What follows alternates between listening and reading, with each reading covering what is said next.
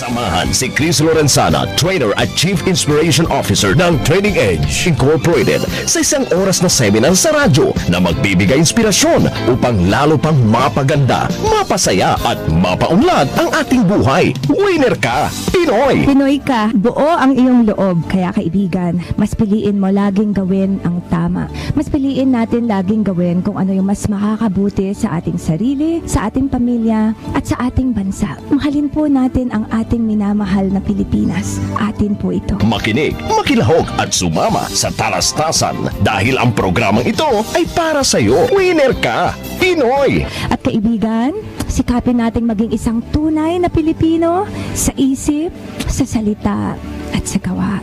Kasi bakit? Dahil winner ka, kaibigan. Winner ka, Pinoy. Winner ka, Pinoy! Kada araw ng linggo, alas 11 ng umaga hanggang alas 12 ng tanghali. Dito lamang sa DZXL 558.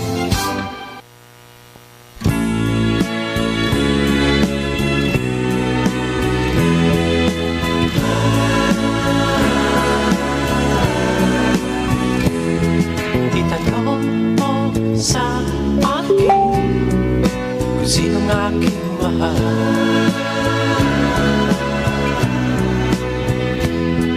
Itanong mo sa akin, sagot ko'y di magtatanda.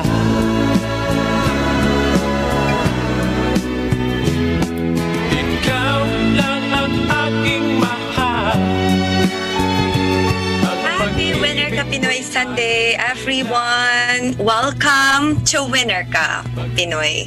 Kumusta kaibigan? Nako, siguro yung iba sa inyo ay nanananghalian na. Napakaganda ng ating pag-uusapan ngayong tanghali na ito. At mamaya, i-announce ko kung sino yung nanalo doon sa ating Joy Through Strength Contest at saka yung unang nakahula ng Kesera-sera. Whatever will be, will be. Salamat po sa napakagandang feedback ninyo sa ating programa the past weeks.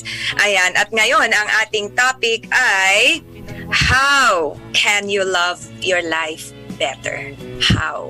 Papaano? Papaano?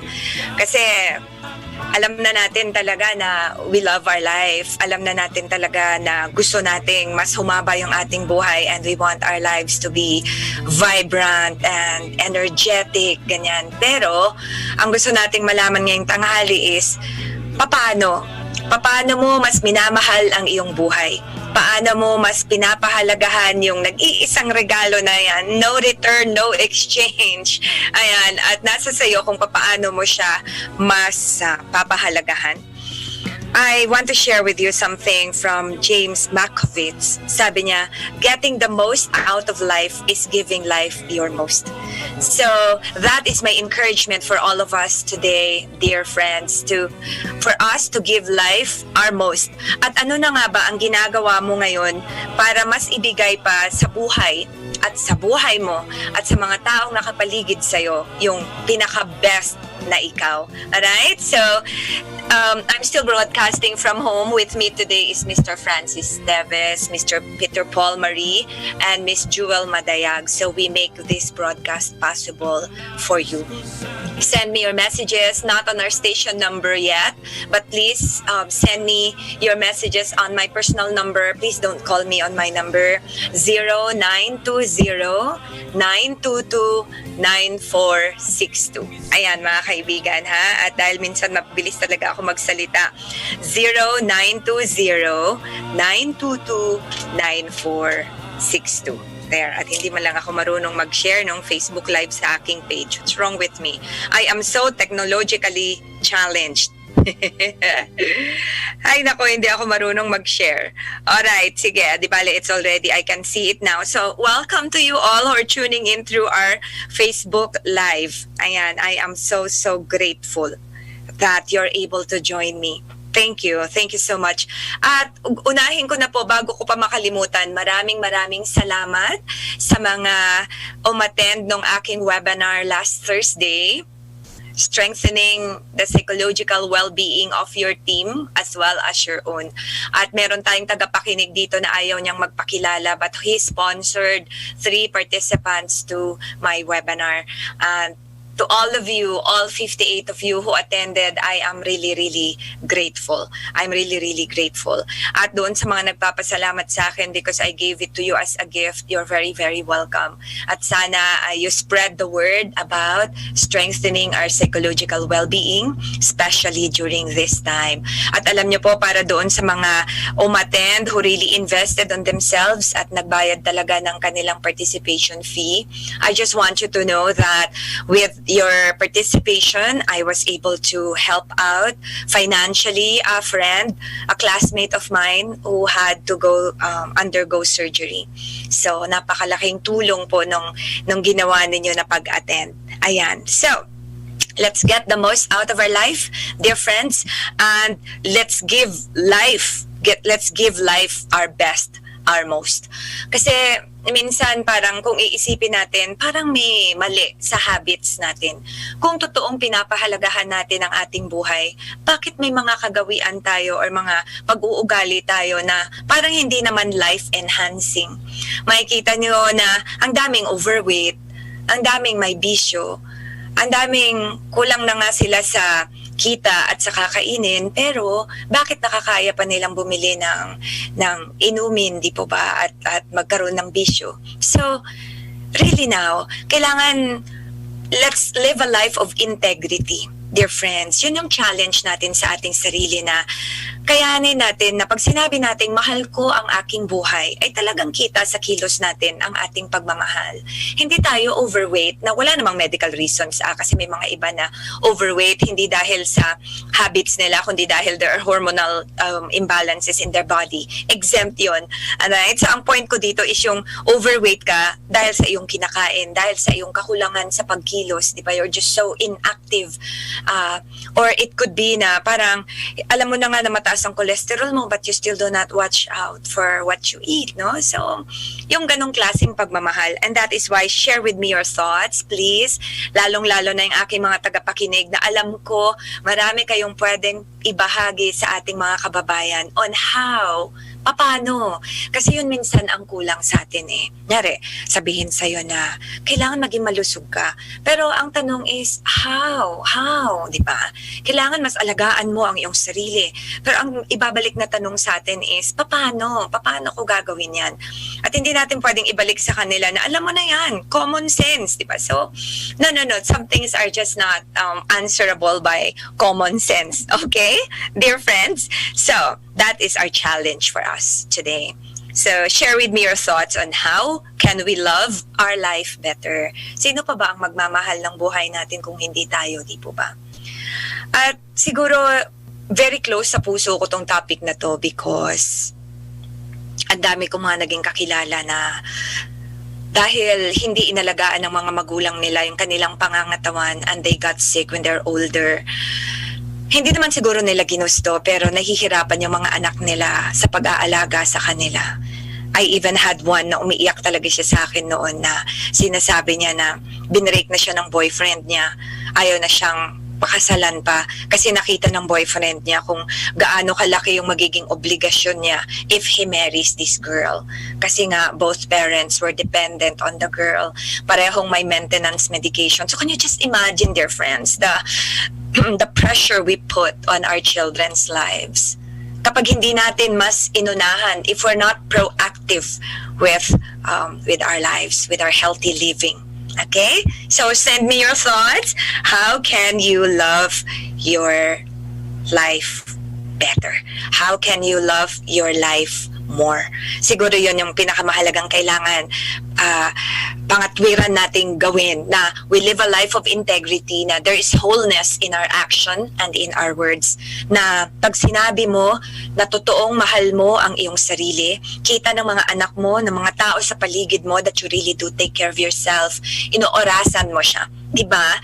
So, because there is no integrity if our actions are different from our words.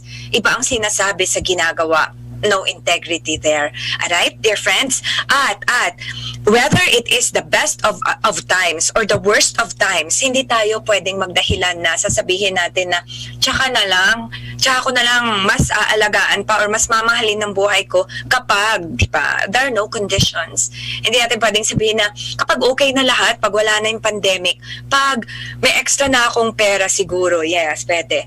No. Wala pong dapat na ganong condition. Marami sa atin ngayon na despite the pandemic, they make time.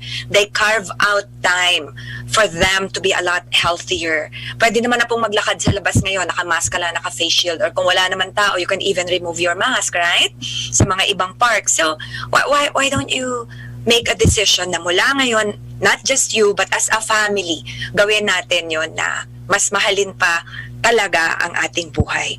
At siguro, mga kaibigan, staying active, watching what we eat. Minsan, mas mahal pa yung mga binibili nating pagkain kesa sa kumain tayo ng tama, di po ba? And how can you stay active for life? How can you have a vigorous life? Alam nyo, sa Japan, napakarami doon na sila ang laging fini-feature sa longevity, yung mga pinakamahahabang buhay. And I will just summarize to you yung secret nila talaga for their longevity. Kung bakit yung mga iba sa kanila umaabot ng 100 plus. Okay, ang number one na tumatak sa utak ko is that they do not retire. They do not look forward to retirement. How's that now? Ang galing, di ba? Or after they retire from a certain job, they look for another career. They shift to another career. So, and kung minsan, yung career nila is from corporate to the farm. So sa farm sila, naglilinis sila doon o kanila mismo yung farm or farm ng iba. But they stay active for the rest of their lives. Hindi sila yung naglo-look forward na mag-retire para wala na silang gagawin sa buhay nila. It's wonderful, I think, dear friends, for us to copy. And then pangalawa is that they really are mindful of their diet. Kaya variety yung kinakain nila at konti lang. Ang isang nabasa ko about them is that they stop when they're 80% full. Minsan tayo, like we don't stop hanggat may pagkain pa, di ba? We just continue eating. Parang sayang naman, di ba? Bukas na lang ako magda-diet. So, sometimes 110% full na tayo, pero sige pa din. Disiplina talaga, no, kaibigan? And then another secret that I got from the Japanese longevity study is that mindful sila sa kinakain nila. They lessen the salt intake, pati yung kanilang meat intake, they lessen. So, talagang didesisyonan lang natin, kaibigan, gugustuhin lang natin. And the more beautiful thing that they do is that on weekends, they gather, and then they sing together or sometimes dance together or di kaya magkukwentuhan sila. So napakahalaga talaga ng connection for our longevity. Okay, dear friends? At huwag nating idahilan na wala tayong oras. Naku, marami sa atin talaga minsan na sinasabi na, Cris, sobra na akong busy para mag-exercise pa or para gawin pa yung mga sinasabi mo na I should take deep breaths. Laging sinasabi ito na if we do not have time to take care of our health now, we should prepare for a time in the future for us to get sick. Gusto ba natin yun, kaibigan? Na dahil lang wala tayong oras ngayon, maglakad man lang ng 15 or 30 minutes every day, na mas gugustuhin na lang natin na abangan kung kailan tayo magkakasakit balang araw. Di po ba? So, I think it is best for us, dear friends, not to make time, not having enough time, lack of time as an excuse or busyness as an excuse. So, I'd like for you to enjoy this very beautiful song. Na if I could save time in a bottle, you could never save time in a bottle, dear friends. So, enjoy this very beautiful song of Jim Cris. Cris ba ang pronunciation nito? Time in a Bottle.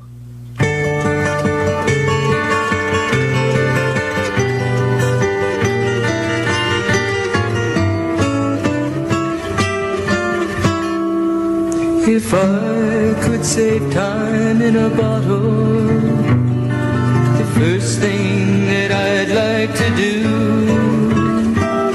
is to save every day till eternity passes away, just to spend them with you. If I could make days last forever, if words could make wishes come true, I'd save every day like a treasure, and then again I would spend them with you.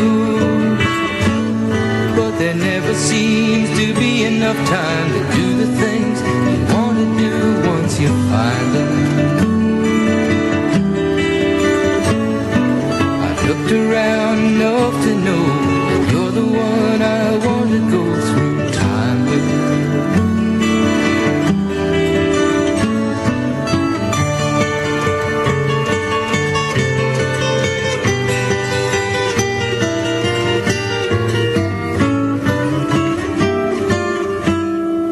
If I had a box just for wishes and dreams that had never come true, the box would be empty except for the memory of how they were answered by you. But there never seems to be enough time to do the things you want to do once you find them. Looked around enough to know you're the one I want to go through time with.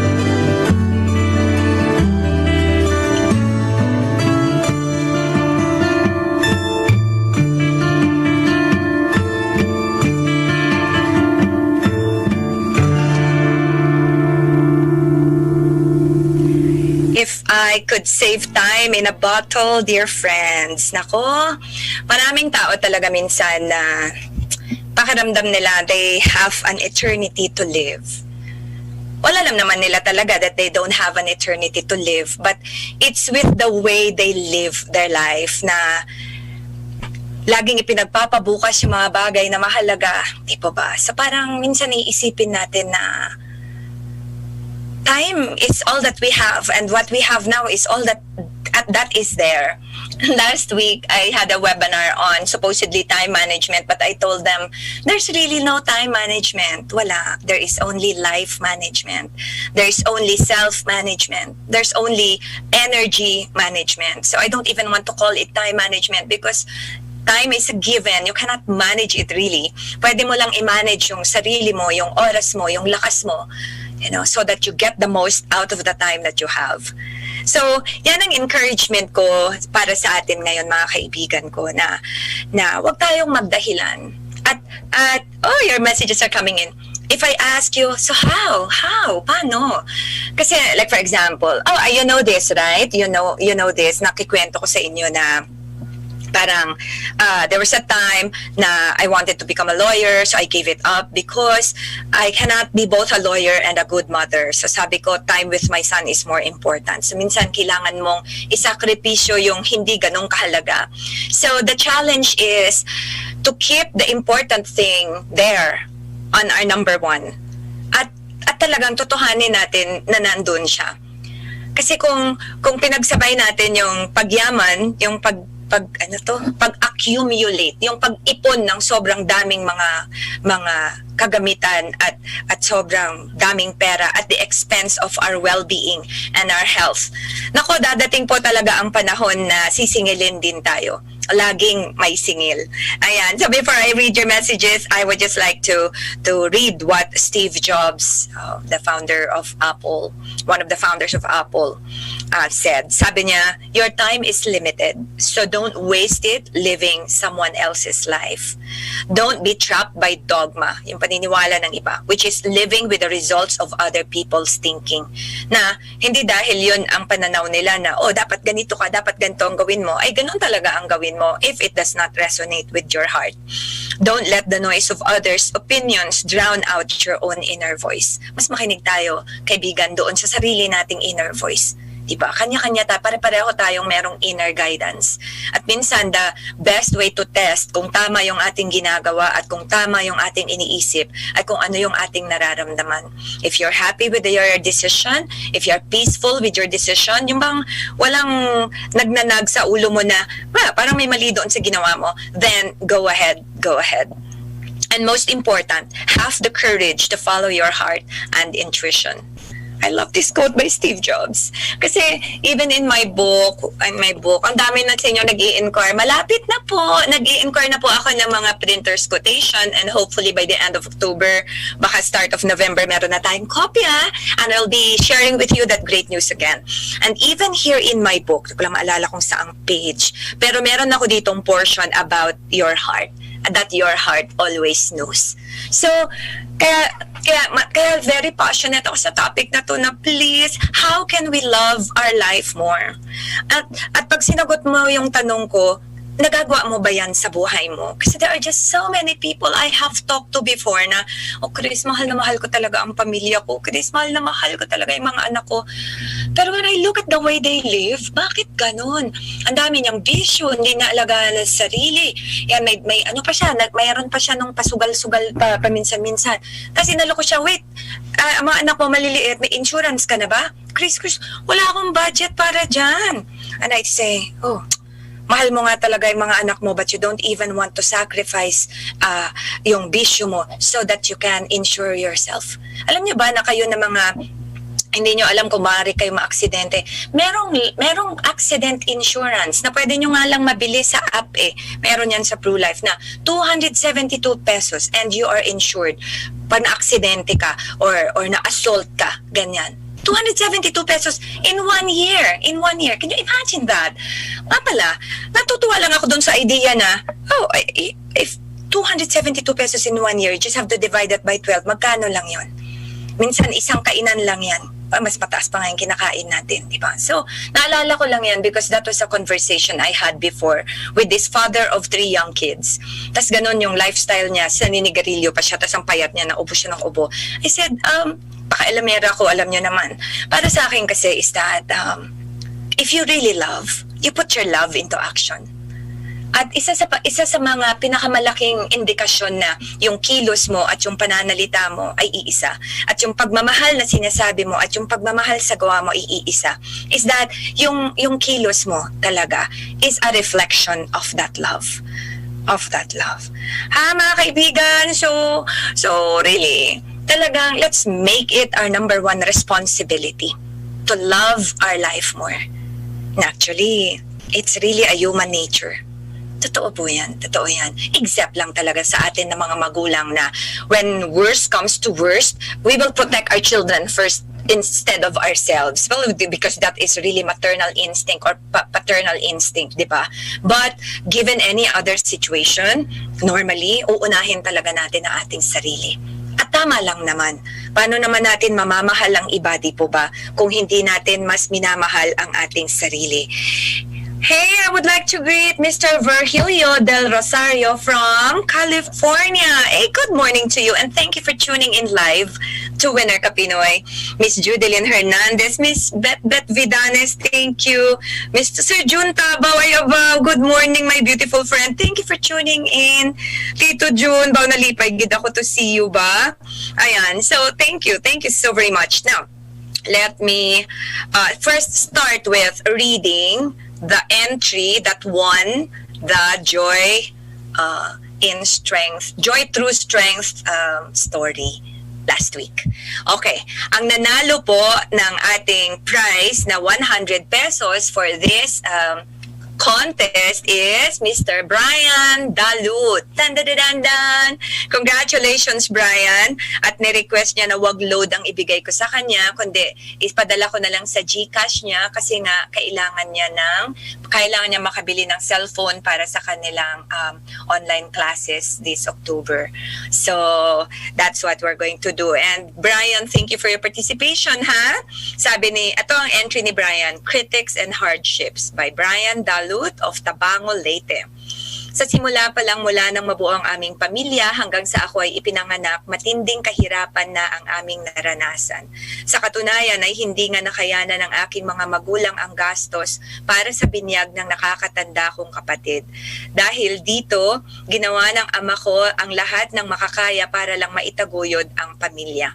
sinubukan niyang maging usher ng loto. Nakabili kami ng kalabaw ng dahil sa pagkapanalo ng ama ko sa loto. At lumuwag-luwag ang aming buhay ng konti. Gayunpaman, naghihirap pa rin kami dahil habang kami ay lumalaki, ay tumataas rin ang gastusin lalo't kailangan kami ay makapag-aral.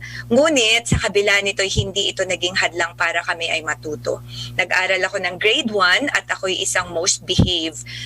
Nagbasa ako ng mga aklat at natuto ako mula dito. Sa katunayan ay naging consistent honor student ako mula grade 2 hanggang ako ay nag-grade 10. Congratulations, Brian. Ngayon, mag-grade 11 na ako sa October 5 at pangarap kong maging isang journalist. Beautiful. Kahit mahirap kami, kakayanin pa rin namin ang lahat dahil ako'y naniniwala na walang imposible kung lalapit tayo sa Panginoon at manalangin ng buong puso at sabayan naman ng pagsisikap. There. Yung premyo daw niya nga ay ibibili niya ng cellphone na gagamitin niya sa Brian, dahil sa napakaganda mong kwento at dahil meron tayong participants last Thursday na hindi na inavail yung binigay kong discount sa kanya, I will give you a price of 200 pesos, okay? Just so you will keep on tuning in and hopefully we'll be able to help you some more in the coming days, alright? Okay, so abangan mo mamaya, ipapadala ko sa iyo yung iyong 200 pesos sa GCash. There we go. There we go. Thank you so much. And matagal pa ang October. Marami pang pwedeng mangyari bago yung panahon na yan. Oh, you have a lot of messages coming in. Really, thank you so very much. I'll read them later on. Sabi ni Dolly Parton, one of my favorite singers, sabi niya, the way I see it, if you want the rainbow, you got to put up with the rain. Kibigan. We have to put up with the rain. At ngayon talaga ay sinusubok tayo na malalaman mo nga lang kung gaano katatag ang bubong ng bahay mo kapag dumating na yung bagyo. At natututunan natin sa ating sarili ngayon na mas nakikilala natin ang ating sarili kung gaano tayo katatag sa ngayon. Sa ngayon. Dahil sinusubok po talaga tayo sa ngayon. Ayan. So that is why I think what is important for us to remember is this. That you have the power to change the way you feel at any given moment. Kahit yung pakiramdam mo lang. Kasi minsan nasistress ako dun sa idea na bakit parang halos lahat ng tao, ang goal na lang lagi, it's always monetarily anchored. Wala naman po akong against sa pera, wala naman, because money is a beautiful thing. It's just that, nagtataka lang ako na, why is it that lahat na lang na naririnig ko or nakikita ko is how you can become a millionaire, how you can bring your business and, elevate it to this success. Parang hindi lang talaga ako masyadong masaya sa ganun na siguro we balance things out na yes, it's important to become rich and to have so much money that you can buy all the things you want. Pero balansehin natin yun with a beautiful answer on how can we love our life better. Marami ako mga kakilala na mayaman nga sila. They have millions in the bank. Pero hindi sila malusog. Hindi maganda ang kanilang kaisipan. Their mental well-being, their psychological well-being is so deprived of nourishment. I should know that. I could tell. Malalaman at malalaman naman talaga. Pero the bank account is so fat. It's so huge. Yun nga lang. Minsan, kaibigan, kailangan mas tignan natin kung saan natin mas inilalagay yung ating atensyon, because what you focus on normally grows. So if you focus on things that distract you all the more, yun po talaga ang mangyayari. Kaya hindi ako mabilis-bilis mapa-oo sa mga bagay na, sige na Cris, yayaman ka dito. Well, that's really not my number one motivation. Kahit sa pro-life, ako ang motivation ko is really to help my countrymen be insured. That's all. That's really all. Kung may incentive, good. Kung may yung commission ko, well, thank you. I also use that sometimes to help other people. But ang goal ko talaga is to help my countrymen rise above poverty. Kasi kapag naka-insure ka at may nangyari sa'yo, hindi na dadalhin ng pamilya mo yun. Kapag dumating yung araw na hindi naman natin hinihingi mawala ka sa mundo, diba? Hindi lost yung pamilya mo dahil lamang wala silang, hindi nila alam kung saan sila hihiram or hihingi ng tulong, di ba? I know because I came from Mindanao. Ang hirap ng buhay doon and people would be knocking on doors, asking patulong naman. Wala kaming pangpalibing kay ganito. Diba? So, yun kaibigan talaga ang number one goal ko. Hindi ko goal yung maging millionaire doon kasi alam ng aking branch manager yan. Kaya hindi niya na rin ako pinipilit. Because for me, the most important thing is for me to serve you. And that's it. Yun nga. Yung sinabi ko kanina nga pala, if you want to insure yourself dun sa personal accident insurance na hindi nyo kailangan ng agent. Tuturuan ko lang kayo how it is going to be done. Ida-download nyo lang yung app sa inyong phone. Ang importante lang is may debit card kayo or a credit card or yung anak nyo may credit card, then pwede kayo ma-insure. It's so reasonably low, 272. At pag gusto mo ng mas mataas-taas na coverage, 600 pesos yata. Wala pang 1,000 pesos. So if you really want to act on your love, let's go beyond our caring for ourselves and care also for the people we love na hindi sila ma-burden pag tayo ay nagkasakit or na-aksidente. Okay, dear friends? At ito ulit ang aking number para sa ating mga bagong tagapakinig. 0920-922-9462. There, that is my number. 0920-922-9462. And please don't call me po on my number, ha? Di pa ako sumasagot ng calls. Ayan, text nyo lamang po ako. I prepared here something for you. Hopefully, you will be inspired to try. Galing ito sa libro na The Miracle of Fasting. The Miracle of Fasting by Paul Bragg. Hindi ko pa natatapos yung buong libro po, pero ganun ako ka-excited i-share sa inyo to. Kasi even my doctor before the pandemic, I had a doctor for a year na lagi akong bumabalik-balik. At isa doon sa suggestions niya sa akin then was to do fasting. Kasi I had kakahiyang sabihin, pero mataas yung cholesterol ko nung time na yon and I had abdominal fat. So, kailangan ko siyang gawan ng paraan. Okay, kakahiya naman pong hindi gawin ang tinuturo, di po ba? So, The Miracle of Fasting by Paul Bragg. He is a life extension specialist. Okay, gusto ko pong ibahagi sa inyo to kahit hindi ko pa natatapos yung libro. Kasi napakahalagang itanong natin sa ating sarili na, are we getting the most out of our life? At yung habits ba natin, are they serving us? Sabi daw ni Edwin, the comedian, without health, riches, possessions, and fame are all mud. Totoo naman po yan. Totoo naman po talaga yan. And that is why at the end of the day, what is man without health? Even though endowed with riches and fame. At the end of the day, riches cannot really buy happiness. Okay? So mamaya-maya, kukwentuhan ko kayo about a little bit about fasting.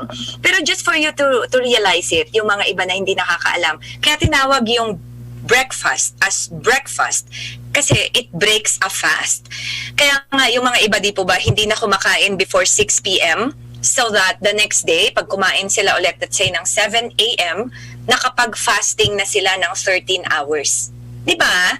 Diba? So, ganun kahalaga yung fasting na yan. Ito ang malaking problema natin. Kung kumain ka ng 10 p.m., tapos kakain ka ulit ng 7 a.m. the next day.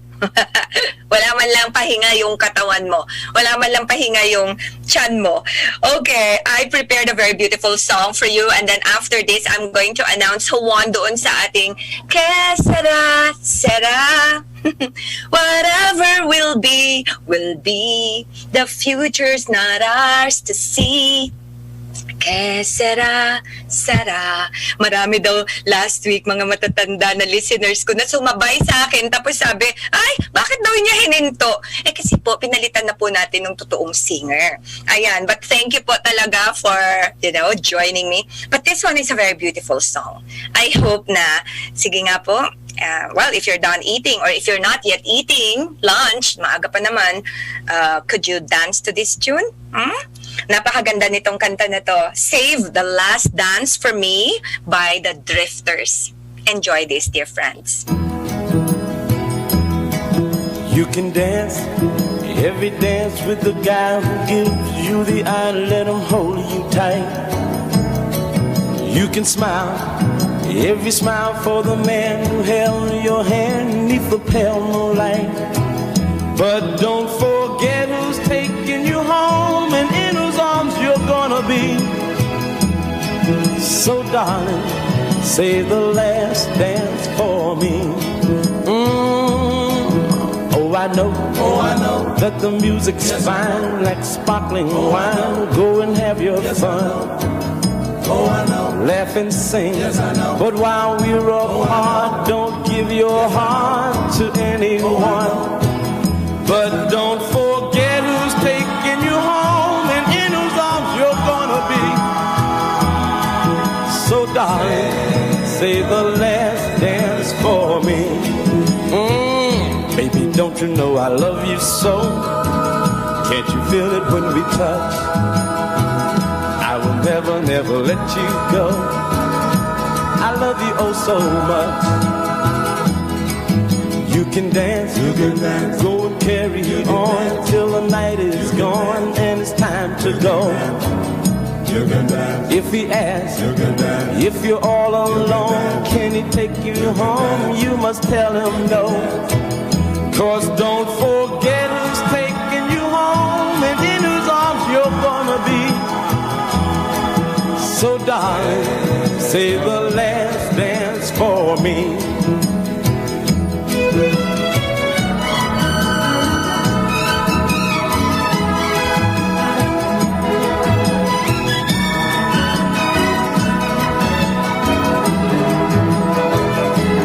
Don't forget who's taking you home and in whose arms you're gonna be. So darling, say the last dance for me. Say the last dance for me. Say the last dance for me.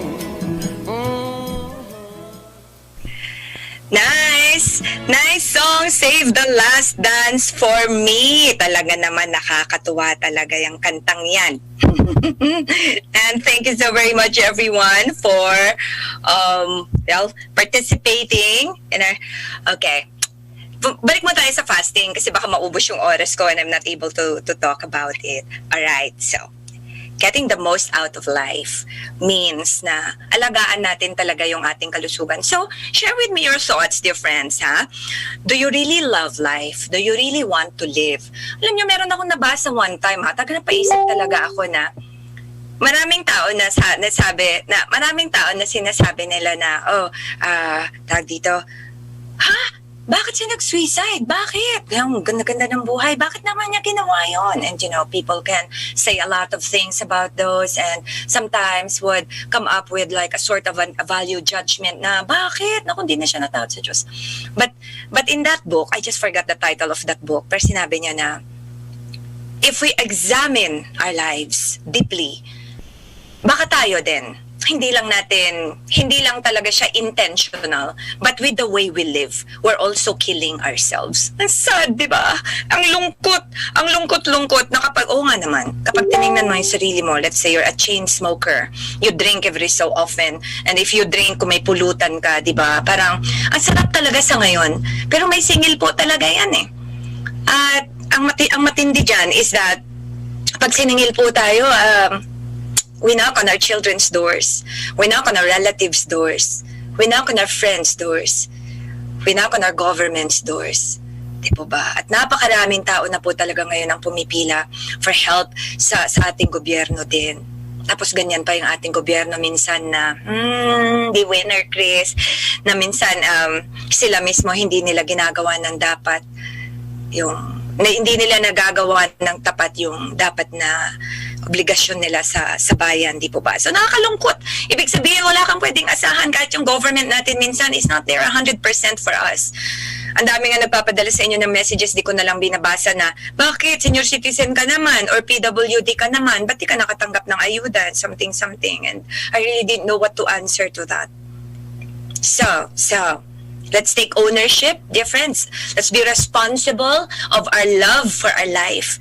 Para pag dumating yung araw na 60, 65 na tayo, 70, na hindi tayo hirap at hindi tayo yung parang ano ko ba sasabihin to na hindi masakit masyado pakinggan. Wala pa ako maisip na ibang Tagalog eh. Ito lang talaga naiisip ko na hindi tayo magiging pabigat. Kasi yun talaga ang ayaw ko.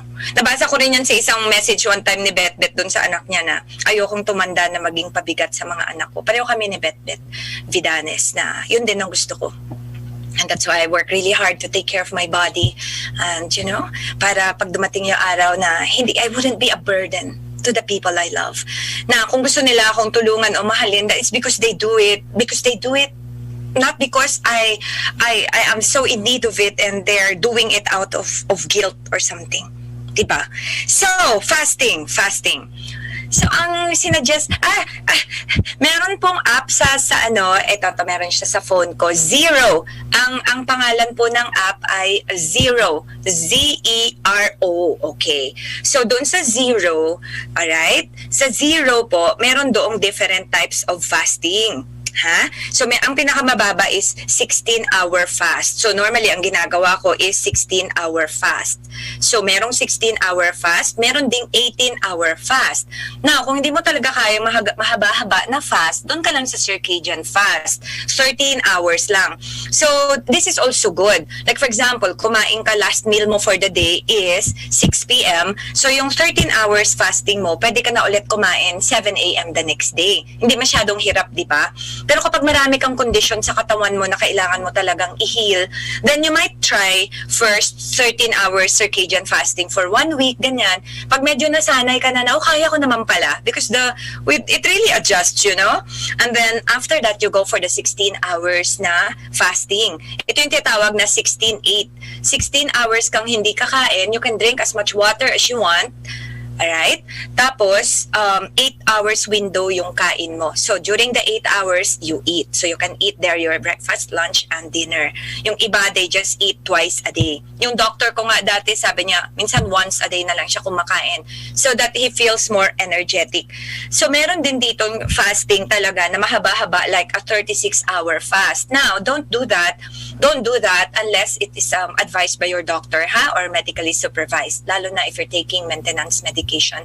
But for the young ones, you can always, experiment on what feels good. Now, this is my guarantee. You'll feel a lot better, I promise you. Talagang mas gaganda yung pakiramdam mo kasi you will have more energy dahil hindi pagod yung tiyan mo, yung energy mo, kakadigest ng kinain mo. Ayan. Ay nako, time check, dear friends. It's an angel number 12:02. 12:02 na po ng hapon and enjoy your lunch with your family. At salamat po sa pagsama ninyo sa akin ulit na isang buong oras dito sa inyong paboritong programa tuwing linggo, Winner Ka Pinoy sa DZXL 558 Manila. At doon sa mga kaka-tune in lamang, my name is Cris Lorenzana and I am your host every Sunday. Ayan, nako! Ito na, dumadami na po ang inyong mga messages. I'll start reading them in a while. Okay, dear friends? So, yun. Tapos isipin nyo pa, yung sa daily habits po ba natin, what of our daily habits are slowly killing us? Check natin, dear friends. Kasi baka meron diba? Baka may mga daily habits ka na hindi mo namamalayan pero nagko-compound. Diba?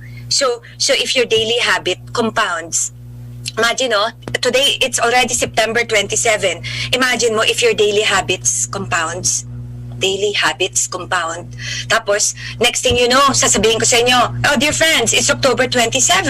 So imagine kung wala ka man lang binago, paano na lang, di ba, kaibigan? So that is why, ayan, wait lamang po chin-check ko yung na-record ko na yun yung yung nanalo doon sa Sera, sandali lamang. Ito na, this is the winner ng ating Sera. Romy ng Pampanga. Alright? Ikaw ang nanalo sa ating Sera contest.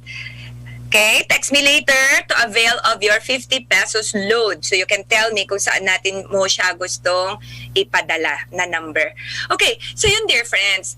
Yung fasting, very, very, ito pa. Nakakatuwa kasi, di ba? nalilinis na yung katawan mo, mas humahaba pa yung buhay mo because yun talaga ang isang secret eh.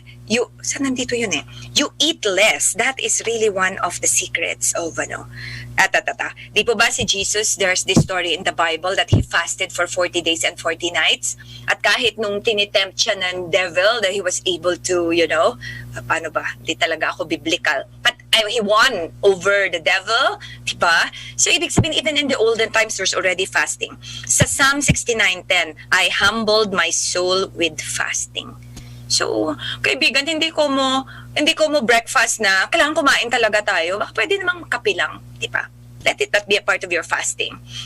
So, sinasabi nga ni Paul Bragg na the greatest discovery of modern times is really fasting.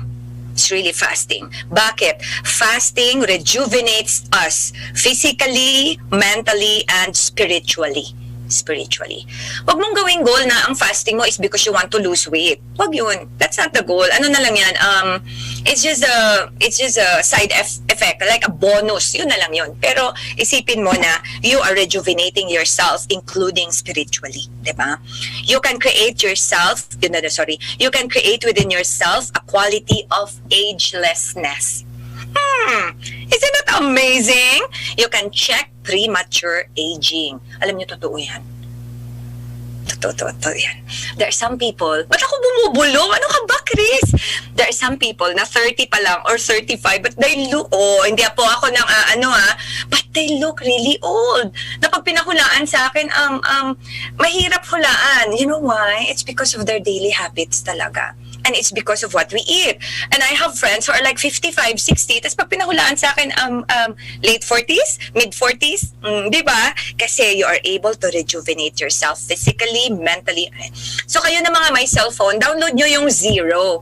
Actually, natutuwa ako every time I use Zero. Kasi, kunyari, may timer kasi doon kung ilang minutes na lang bago matapos yung fasting mo. Minsan, andyan na minsan yung pagkain sa harap ko, nihintay ko pa na matapos yung aking 18-hour fast. So, kung ano ginagawa ko, ikot muna ako. Kasi parang sayang naman, di ba? Makukumpleto ko na rin lang. Hi, Vic Valparaiso. Thank you for tuning in. Lizelle Mendez, magandang tanghali din sa inyo dyan sa Gasan, Marinduque. Hello to you all. I might as well start reading your messages, dear friends, because I may run out of time. Okay, here we go. Cris, I can love my life better by taking care of myself for the people I love. I want to live long and healthy for them. From Ronel Cruz. Hey, congratulations, brother. Congratulations. And pag wala ka pang personal accident insurance, get in touch with me. 272 a year. Or less than 1,000 a year. How's that now for peace of mind? Ito, there is, alam, dami yung messages. Oh, no. Anong oras na? 12, right? Okay. Sabi ni, this is from Silent Lonely Listener. Bakit silent lonely? Hi, Ma'am Cris, paano po ba maging masaya?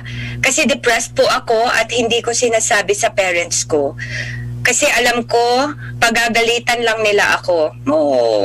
Minsan, wala na po akong gana sa buhay. May period dapat. Minsan, wala na po akong gana sa buhay. Ma'am, help po, Miss Cris. Silent Lonely Listener. This is an entire episode, my dear. This is really an entire episode, this question of yours. Nalungkot ako bigla. Oh, no. Okay, kayo na mga gustong magbigay ng messages for Silent Lonely Listener, you can send your messages to me. I'll read it. Paano ba maging masaya? This is so difficult to teach, Pero, lonely listener, yun na lang itatawag ko sa'yo, ha? Depressed ka, okay. I'm sure alam mo kung anong pakiramdam ng depressed, di ba? Pero siguro hindi ka talaga clinically depressed na yung parang doktor ang nagsabi sa'yo na depressed. Yun ang assumption ko, ha? Ang assumption ko is malungkot ka lang most days. Ayan, at parang wala kang gana to interact with people, ganyan, okay? Ito lahat ko sinasabi sa mga magulang na kapag yung anak ninyo malungkot or nakikita ninyo na hindi siya active, hindi siya nag-i-involve sa inyo or parang may sarili siyang mundo. Please naman, wag niyo siyang pagalitan. Wag niyo sabihin na, umayos ka nga. Ano ka ba? Dami-dami na naming problema, dumadagdag ka pa. Kasi baka yun yung dahilan kung bakit may mga kagaya ni Silent Lonely Listener na ayaw nang sabihin sa mga magulang nila na they are feeling depressed. So, my dear lonely listener, I don't know what to say really, but can you try to get up more often? At wag ka lang humiga. I'm assuming na pag-depressed ka kasi you're always sitting down. Or can you stand up? Can you wake up early every day and just take a walk outside? Kung pwede, hindi kayo magpa-araw ka. Listen to upbeat songs to begin with. It will help you smile. At kung may access ka sa YouTube, can you look for, as this now, funny clips? Ganyan. Or you can visit my YouTube channel, Be Free with Cris Lorenzana. Meron doon akong episode on laugh. Nag-effort ako doon mag-joke. Baka sakaling mapangiti kita doon. It's a good start, you know. Yung dalhin mo lang yung sarili mo to a state of being na masaya ka, na nakangiti ka. Because sooner or later, mag-multiply. Pag alam ng utak mo na, uy, masaya siya, so it will release more endorphin. And then, just try to be more active. Remember, an idle mind is a breeding ground for ugly thoughts or for evil thoughts. So, kasi kapag wala kang ginagawa, all the more na marami kang maiisip na ikalulungkot mo. Ha? So, I hope, next week, tune in again. I'm going to give you more tips next week for this. Ha? Kasi napakadami nating pwedeng gawin. But, again, my dear, sana ay masabi mo sa mga magulang mo para mas maintindihan kanila. At kapag naman po tayo ay mga magulang, can we make it safe for our children, for them to be themselves? Can we make it a safe environment na pag sinabi ng anak mo na, mama, pakiramdam ko, depressed ako, ganyan. Can we just not judge our children? Pwede ba yun? Pwede bang wag natin silang sabihan ng, what? Bakit? Diba? Wag po natin sabihin na, why? Yun, because you put them in the defensive and they will feel like something is wrong with them. So, let's make it safe for our children to feel the way they feel and patiently i-guide natin sila to where they could be, the possible for them during the day. Yun, yung kanina, yung Save the Last Dance for me na kanta. I really had that played today because ako din, that's my favorite song. So if I'm feeling a little bit low, I just play that song and I just move. Kahit di naman ako magaling sumayaw, diba? So, try, my dear, ha? Try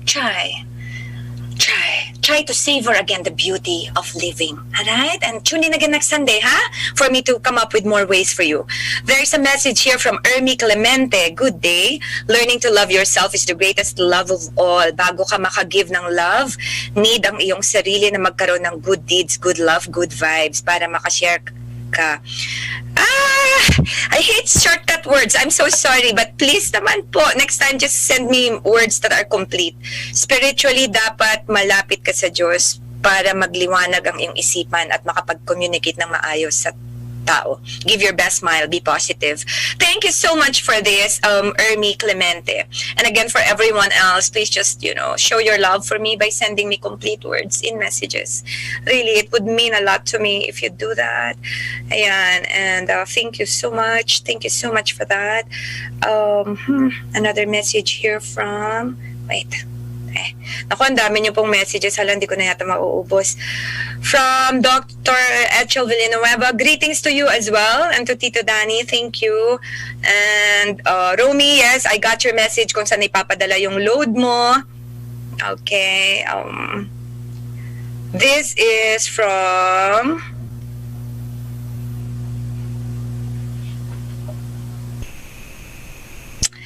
I already made the announcement po that I wouldn't announce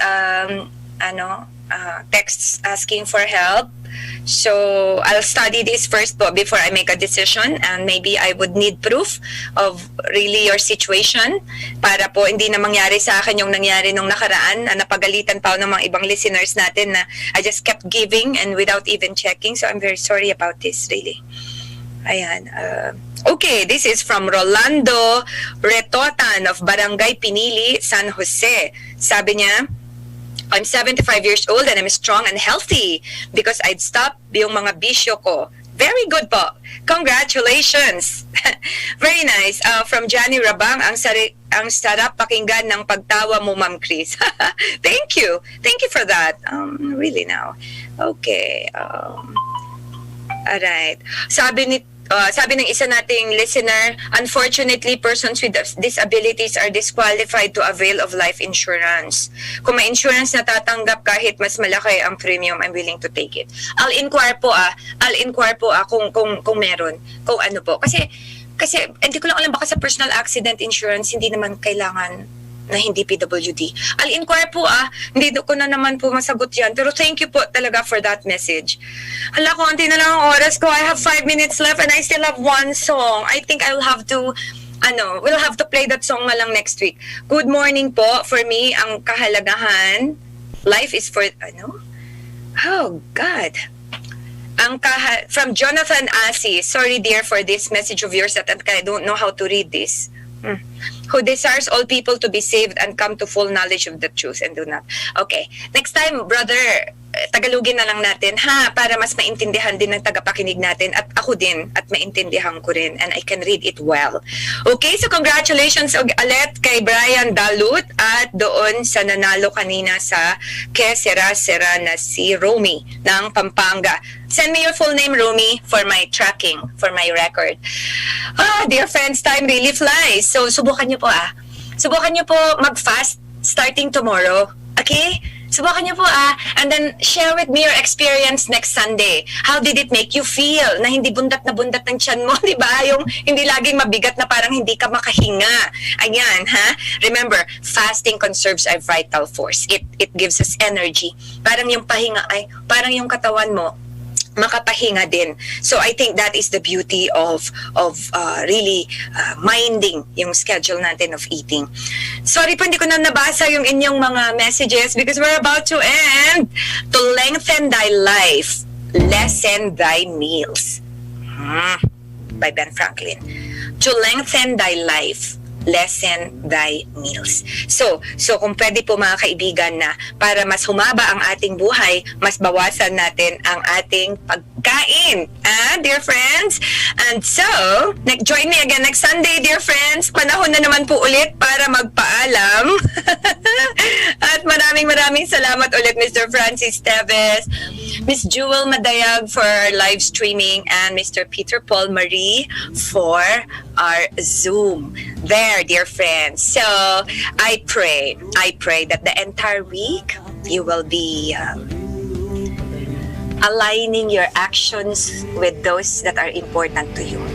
Na kung totoong mahalaga ang buhay mo sa'yo at mahalaga ang pamilya mo sa'yo, mas iingatan mo ang iyong sarili. Alright? Feed yourself with nutritious food. At habang pinapakanta ni Mr. Francis Teves ang kanta na Noipi, naku, may mga pumapasok pa ring messages. Let me read for you something really, really important here na sana ay gawin din ninyo the entire week. There are 7 natural doctors na libre naman. We might as well take advantage of them. Kanina umaga ginawa ko tong number 1.